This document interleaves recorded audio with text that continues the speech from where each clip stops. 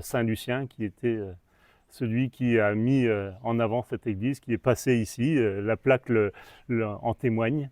Dès l'origine du christianisme. Donc Dès on est bien que l'origine c'est du dès le point de départ, christianisme, quoi. donc Mm. cette église, elle a toute sa place dans cette France, fille de la chrétienté.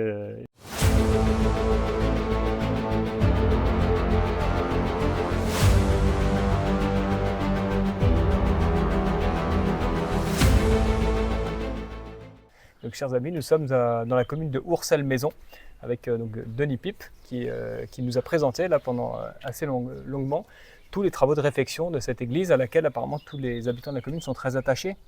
Est-ce que vous pouvez nous dire quelle est la tradition ici qui correspond à cette statue, la plaque, la parole, etc. Qu'est-ce qu'on dit de cette église, de cette venue de Saint-Lucien, donc dans cette vallée de l'Ourcel?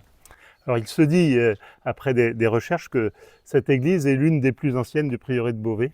Oui. Première ou deuxième église, et donc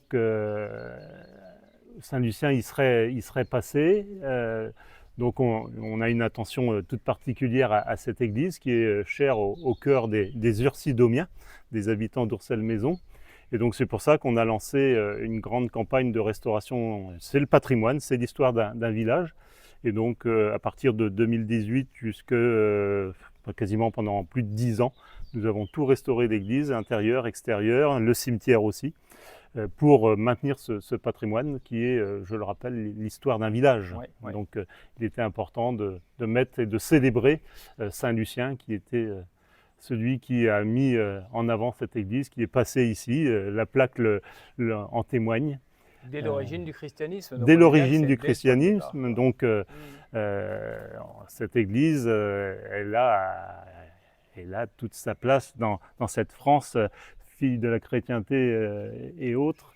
Donc Saint-Lucien il est même précisé qu'il a célébré, donc, comme la Sainte Messe, les saints mystères, ils disent là, en ce c'est lieu. ce qui est mis déjà sur, un c'est ce qui est mis sanctuaire. sur la plaque, c'est ce qui a Ouais. toujours été dit dans les recherches. Il serait venu ici célébrer. Donc Est-ce qu'on sait par exemple s'il est venu avec Saint Maxien et Saint Julien? Nous avons vu à Montmille. Non, Qui étaient ses malheureusement, compagnons. je Ça, on ne peux sait pas ça. vous dire. On D'accord. pourrait faire des recherches avec les architectes. Je pense qu'au niveau de l'évêché, il doit y avoir Il doit aussi savoir des choses. traces Ouais. de tout cela, de D'accord. l'histoire et du passage de Saint-Lucien. Mais là, je ne peux pas vous D'accord. répondre à cette question. Par contre, sur le puits, une source d'eau, ça, vous nous avez expliqué. Alors, c'est on très a intéressant. le puits du village. La source d'eau est au pied de cette église.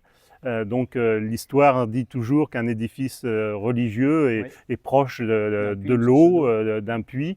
Et là, c'est le cas ici. Elle est vraiment même sur la nappe phréatique du D'accord. village, qui est avec la station de pompage qui est au pied de l'église. D'accord. Oui, souvent on dit que les druides avaient ce culte de l'eau, déjà De l'eau. des fontaines Ouais, sacrées comme en Bretagne. c'est ce qui... Et puis, quand on est rentré, là, vous nous avez montré sur les bords des murs, quand on a commencé à gratter, on est tombé sur des colonnes, c'est Des ça? colonnes. Alors ça a été la surprise quand on a fait les travaux, tout était masqué, couvert de lambris ou de chaux ou de plâtre.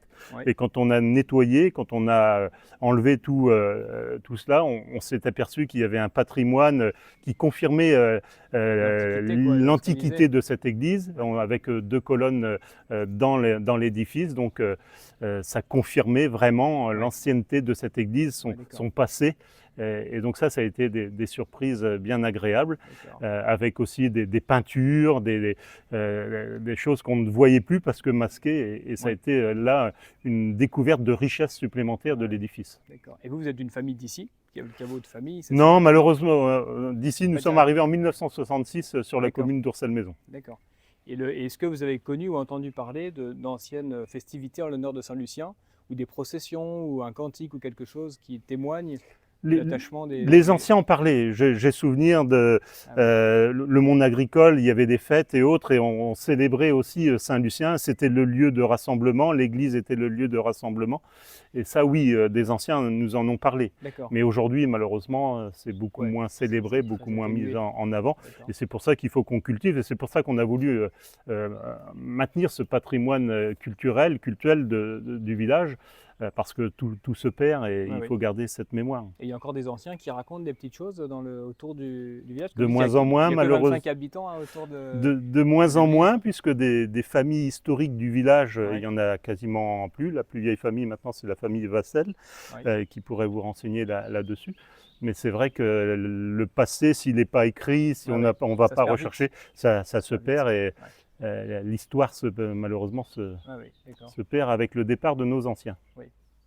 Non, bah merci. On peut terminer par la parole qui se trouve au-dessus, là, qui doit être peut-être la première prédication, le ramassé de la prédication évangélique de Saint Lucien, où il est écrit « Quam sanctit martyrio, stet semper religio ». Donc la religion qui a été fécondée par le martyre de Saint Lucien que nous avons raconté, stet semper, qu'elle demeure inébranlable, qu'elle soit toujours fidèle à cette prédication des origines du christianisme. Et c'est pour ça qu'il faut la respecter. C'est ça, tout à fait. Merci beaucoup en tout cas pour ce récit, cette visite. Et puis maintenant, nous allons essayer de visiter aussi Puy-Vallée, qui est juste à côté, je crois. Juste à côté, ouais. Et on dit aussi que 3 km. Saint-Lucien est passé là-bas.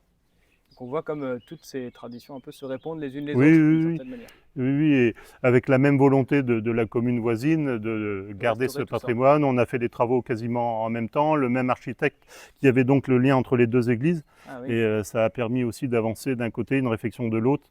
Et les personnes qui ont conduit les travaux étaient aussi souvent les mêmes entreprises, donc ils avaient les repères sur les deux églises. D'accord.